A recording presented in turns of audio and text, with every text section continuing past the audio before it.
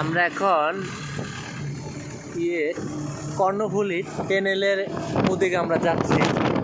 ওদিক দিয়ে আমরা যাবো লগা কতখানে না পেকুয়া পেকুয়া পেকুয়া এটা হলো গা চিটাগাং একটা পোর্ট, মানে এই সাইডটা পুরাই নদী, ওই সাইডে সাগর আর সাগর।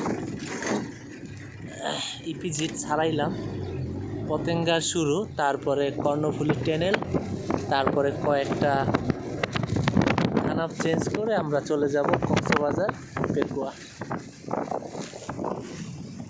চিটাগাংয়ের রাস্তাঘাট অনেক সুন্দর, সরকারি প্রজেক্ট,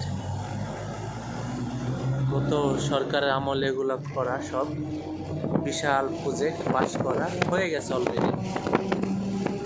বিগত সরকার এগুলা বাংলাদেশকে উপহার দিয়ে গেছে।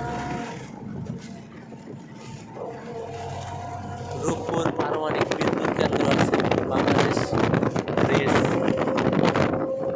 Authority, hotel tunnel.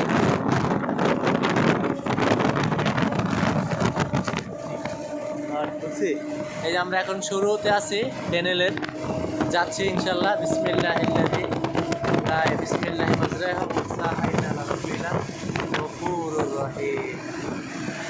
টানেলে আমরা এখন ঢুকে গেছি অলমোস্ট। মাশাল্লাহ, দোয়া করবেন সবাই। বঙ্গবন্ধু টানেলে, কর্ণফুলী টানেলে আছি। আমাদের এক ভাই বেড়াদার আছে, এই ভাই আমাদের ড্রাইভার। আমার ছোটো ভাই আছে, সামনে আমার বোন জামাই আর আমার বোন আছে আর বাগনি আছে। এই যে আমরা টানেলের ভিতরে আছি অলমোস্ট। আলহামদুলিল্লাহ আলহামদুলিল্লাহ।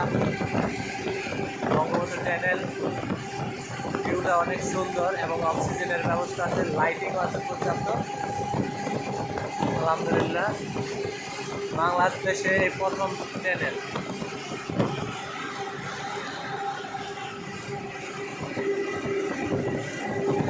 এর ভিতরে সিসি ক্যামেরাও আছে, অলমোস্ট সিসি ফুটেজ আছে, কোথায় কী হয় সব দেখা যায়।